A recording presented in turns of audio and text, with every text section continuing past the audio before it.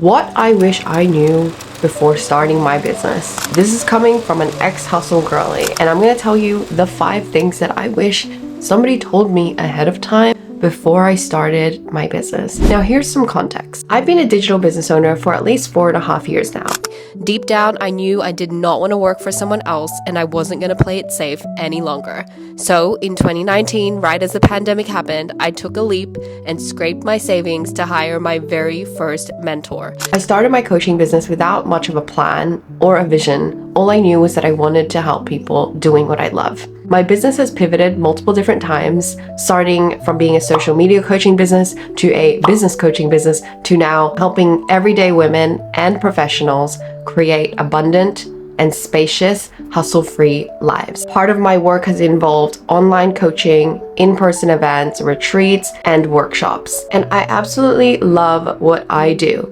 However, there was a point in time where my business and the way that I was building it was burning me the F out. And so in the last 4 years, although I saw my business grow, what I found was that the me that was building the business, was declining. The growth was growing, but me as a person and my soul was withering. I got burnt out. I lost myself. I put in way more effort than I would get back. I'd have inconsistent sales months, and I would constantly feel this looming dread when I was working on my business. If any of these things is what you're currently experiencing right now, there is a good reason for that. You see, in the beginning, we're always so passionate and intentional about everything we're doing. And sometimes, if you're like me, you get so sucked into the business building journey that you lose all sense of everything else in yourself and in your life. The way I see it is you almost lose your soul. And that's honestly what it felt like for me. My business became my whole identity, and when my business wasn't working, I wasn't feeling good. Mentally, I was affected by every result I was getting in business, and I basically didn't have a personality or social life outside of my business. So similar to actually what Vanessa Lau has been experiencing lately and sharing about, I went through a very similar thing where I hit this point of burnout and I questioned what the heck is going on? Why am I here and how did I get here? And I'm only on the other side of it now because I've applied the 5 things that I'm going to share with you that I wish somebody told me in the beginning of my business building journey. It's a scary place to be when you don't know why you are at rock bottom, even though you put in so much effort and time and love into your business. And the even scarier bit is the fact that you feel like you don't know who you are. When my business failed and I decided that I needed a break from it, it felt like one of the worst things that had happened to me because I had made my business my whole life. And so I felt that I had no value. I also didn't have a support network of friends until I actually started to be vulnerable and share with them and even apologize that I wasn't present enough to build a solid friendship. I'm lucky to have friends who supported me, showed me love during that time, and reminded me that my identity is not my business and that I have more value to bring the world other than what I do, and that my being is enough. And this is how I was set on the path of becoming a soft boss and teaching business without hustle and helping everyday women to really access new levels of confidence, peace, joy, and clarity in their life, because I have been there myself. Hello and welcome back to my channel. If you're new here, I'm Nicole, a life and business coach for high-functioning women. I'm a self-proclaimed foodie, content creator, educator, and your new abundance bestie. In my world, we talk about all things to do with elevating your life. I post weekly videos helping the everyday woman embody her highest self, create inner wealth, master her mindset, unlock her femininity, and be an absolute boss in life. I create resources, trainings, and host experiences online and in person in order to help you reconnect to your true self. Not the one you think you need to be, but the you that you were born to be. So you can reclaim your power and amplify your voice to lead, love, and create as a woman. If you like my vibe and you want a little bit more abundance in your life, hit subscribe to be notified whenever I drop a new episode. And be sure to check out the free resources in the description below. Tip number 1, I wish I knew to focus on building one thing at a time. Instead of juggling so many different projects and trying to be at the forefront of every idea that was coming in my mind, I wish I knew to delegate and to put on pause when certain projects are no longer aligning, or when the idea is not manifesting the way that I wanted it to, because I am such a logical person and I love executing on things right away. And part of that is because of the hustle conditioning that wants to get it done and wants to succeed. I wish that I had understood that less is more, and you're far better creating quality than quantity, especially early on in your business. For me, I built a lot of programs and courses that never really made it out, or I built programs and courses, but I was given this advice to sell it before it was done. And because I was selling it before it was done, I never completed it because I was then busy serving clients. And I think this is one of the most toxic pieces of advice that coaches, especially business coaches, are giving people, because it teaches you that producing quantities are much more valuable than serving people well. When you take the time to create a good product and you take the time to pour your heart and soul into crafting it well, it's like a genius looking at their work, or an artist going, this is a masterpiece. Even if it took so long, it is so much more exciting, and energetically you are so much more aligned to the thing you've created to then be able to sell it well, rather than when it's a half-built product, or when it is not fully at its best because you've been so busy doing all these things and you're trying to sell it. Your ability to sell it is so much harder. If I had to change anything in my journey, I would take on less and focus on what is the needle moving thing and what is the main offering that I'm going to create income with, and then focus on bringing income with that one offering. And then when that offering's income is stable, I would then create another one. Now I know that, and because I'm a business coach myself, well, I was, I've stopped saying that, because we get taught to create a lead magnet offer, like something that's going to attract people to our actual paid offer. I get it, there are going to be multiple things to work on at once, but even then, one of the chronic things that I didn't really do, and I still don't really do sometimes, is create spacious deadlines so that I don't have so much of an overlap between project and the other main project. If you can have unfiltered, undisrupted time and energy directed towards anything, you're going to produce something of far better quality. And I think it's more about loving that creative process of feeling so immersed in what you are creating that everything you consume, every podcast, every song you listen to, every sunset you see, just becomes a source of inspiration for that piece that you're creating. Now, there is a caveat to this. I am reading a book called The Creative Act by Rick Rubin, and it's an amazing book. And he does talk about how sometimes the artist or the creative, which is what you and I are when we're creating offers, is sometimes we need to be able to have this flexibility to move from one project to another. That to me is different, because you're moving fully from immersing in one thing to another, and you're not necessarily focusing on 2 things or 5 things at once, because then your energy just gets sucked out and you don't remember what is your priority. So when push comes to shove, you don't know what to pick up first, and you would experience analysis paralysis. You would get overwhelmed. And this is exactly the things that I experience, and it's the exact symptoms my clients, when they come to me, experience. And that's why they become apathetic to their business. They're like, Nicole, I don't want to work on my business today, or I have all these things to do, but I literally just slept in bed all day. And it's this dissociation from the business because it's just too much now. And so we got to make it simple, and we also got to make everything that we are doing in our business, including the offers we're creating, something that we are connected to. That requires us giving our offerings space and respecting it. If you respected a person, you wouldn't be like all up in their face, right? If you respected a person, you would give them space. You would almost have a reverence for them. And that's the relationship we want to have with every component of our business. So this also goes to say,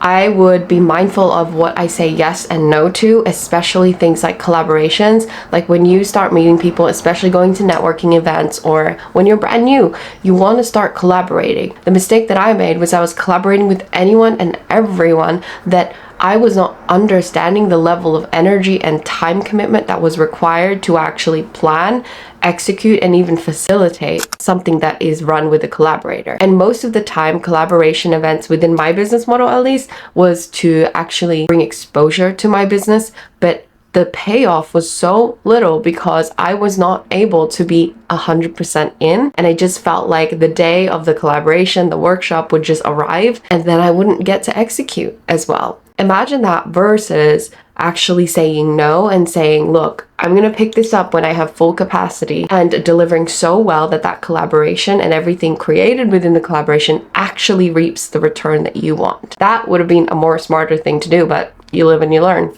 See, in business, there's always going to be a lot of things to do, and you're always going to be having new ideas all the time that are begging you to act on them. But part of the wisdom that you gain as an entrepreneur is that you cannot expect to handle the capacity. You cannot expect to execute them all at once. You have to be so present with the goals of your business at the time and your personal capacity, especially if you're doing it solo. And if you have a team, your team's capacity. And so there are two levels that you want to do a check is one, the personal capacity, and two, your business bandwidth. Your personal capacity, you can ask yourself, what is going on in your life right now outside of your business? What is going on that requires your attention on the weekend or on a weeknight?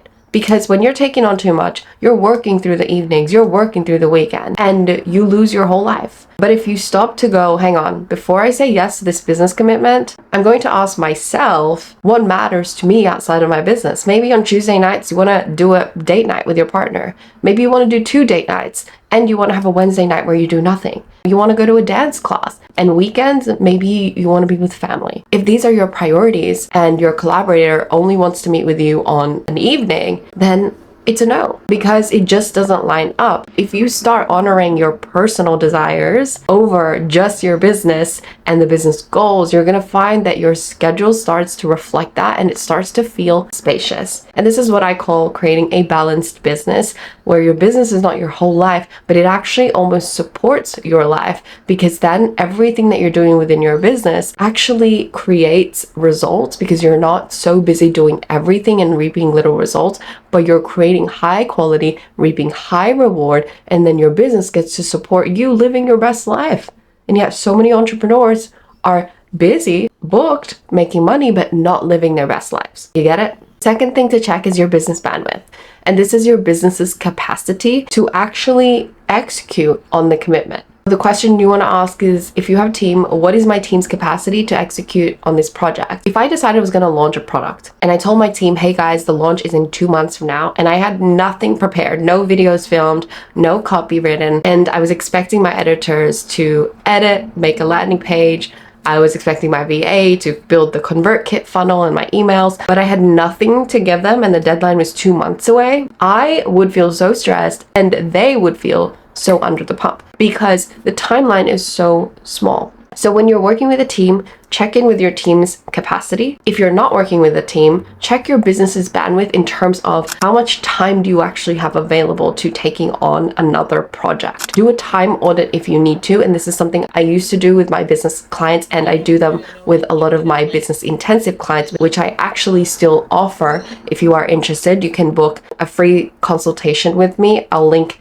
that in the description below. But I get you to do a time audit to look at what are your 5 business wheel, which is the 5 main areas of your business. I'll put a graphic here. Looking at what are the exact activities that you are needing to do, and then looking at what days and times and the frequency of those things are in your week. And then from there, actually looking at, do I have the physical capacity? Does my business even have capacity to execute on this well? And this might even also look like finances. In the category of finances in your business wheel, you will also understand what is the sales being generated and what are your overhead expenses. And if you're going to, let's say, make a purchase to buy a course, even though you really want it, impulsively, it might make sense to you, but business-wise, can you justify doing it? And this is where having a bookkeeper is probably going to help you as well. You can always ask yourself, have I factored in how this will affect everyone and everything that is currently in place right now?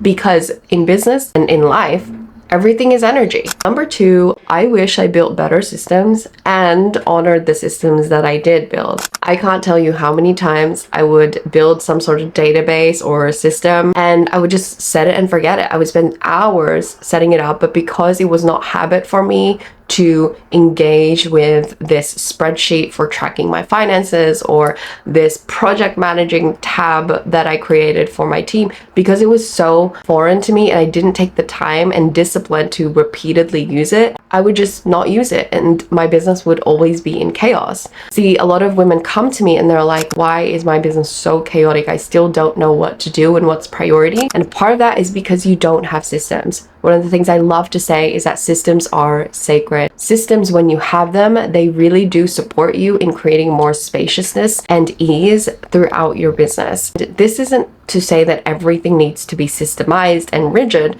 but it's to say that you need to have structural frameworks that actually allow you to have sort of a habit within your business. As the CEO of your business, especially as a solopreneur, you're going to need to be wearing the marketing hat, the sales hat, the customer facing hat, the admin hat. And even if you are outsourcing or delegating to team members, you need to have systems for communication. There are so many amazing tools that you can use. I've used Asana before, I've used Trello, I've used Airtable, and I currently use Notion. And there are so many platforms that you can use to actually help you to build systems and structure your business a little bit more. There are 5 key areas, like I said, in the business wheel, and you need systems for them. And I'm just going to give you one example of a system for each of them that you can take today and ask yourself, do I have this system? And 2, if you don't, go and build one.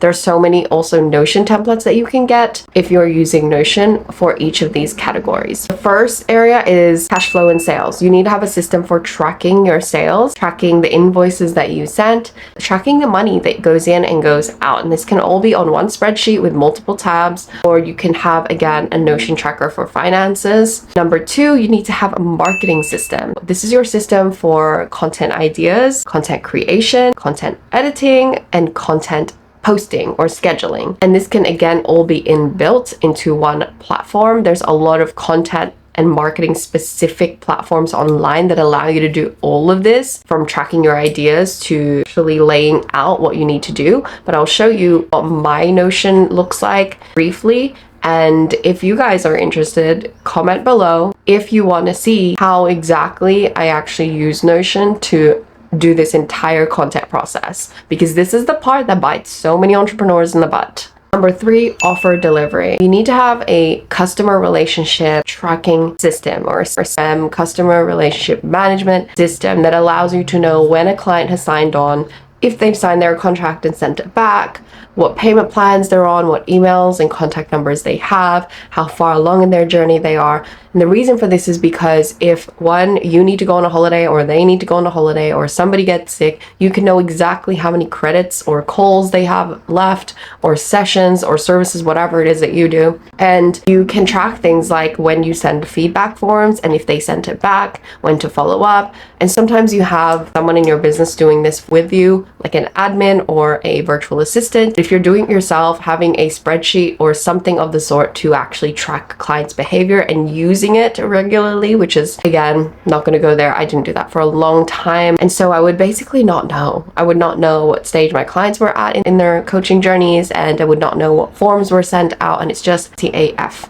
The second last thing is administration. So this is like basic things like email management or invoice formats, things that you do to declutter your admin activities. If you have team members, maybe team meetings could fall under this category. Maybe you decide that you're only going to take team meetings on a Wednesday midweek, or on a day where you're just doing operational things on your business, so that you're not going from team and admin to coaching and servicing clients. And this is something I did for a long time, and it just created a lot of messy energy. And I would come onto my client coaching calls not really in the right headspace because I was just in meetings. And the last thing is operations. You need to have an SOPs, standard operating procedures, document or index that teaches you and your team how to actually run your business. I like to think of it as your business in a box. So if somebody were to take over, it's a manual that they can read, that shows them how every single thing works. For example, what is the step-by-step of onboarding a brand new client? What is the step-by-step for when a customer sends email inquiry? Who is doing what? And just mapping that out visually so that you can have a reference point for how your business operates. And this is also great when you're training and onboarding new team members, because all you need to do is refer them to the section that applies to them, and actually then they can learn exactly what your business processes are. And another thing as well is with content, another process is naming conventions. Instead of just dumping all your files into one folder, name them accordingly in a way that's going to help you. If it's B-roll, you can describe what is happening in the B-roll, you can describe in detail, or you can date them, you can add the location, just to help it be more searchable and keyword friendly, rather than just like random numbers like CX7865. How is that going to help you in your editing workflow? Right? We are halfway, but by the way, I wanted to let you know that I'm actually currently in the process of creating something called Business Basics. It's a course with basic tutorials and everything you need to know about the 5 key areas of your business wheel that we just talked about. Not only that, I'm going to be giving you templates and showing you behind the scenes how I actually structure my business in alignment to the 5 areas of the business wheel to keep my business lean, clean, and simple. Because the secret to a sustainable and scalable business is simplicity and structure. I'm going to be releasing that very, very soon. And if you are interested, you can join the waitlist in the description below. I lost myself to my business. If you want to take your abundance to another level, I want to help you. I'm a life and business coach for women who want to step into their next level by activating wealth from the inside out. To help you take your first step to unlocking true abundance and your aligned potential, I'm giving you free resources, workshops, and masterclasses that you can access on demand right now. Check out www.nicoleconception.co/free-resources to get your hands on it. For more videos like this, check out the other playlists and series I have on this channel, and don't forget to hit subscribe to be notified whenever I drop a new video. And if you're more of the podcast type, check out Freedom in Flow, where I dive even deeper into the concepts that will help you create less hustle and more flow, abundance, and alignment in your life and business. Now, if you're a reader, you'll want to subscribe to my email list for unfiltered, honest, and most importantly, applicable life upgrades. Now, don't be a stranger. Connect with me on Instagram and TikTok and send me a message. I love getting to know you and your story. It's why I do this. Okay, my lovely. That's all for now. I'll see you soon. Signing off, Nicole.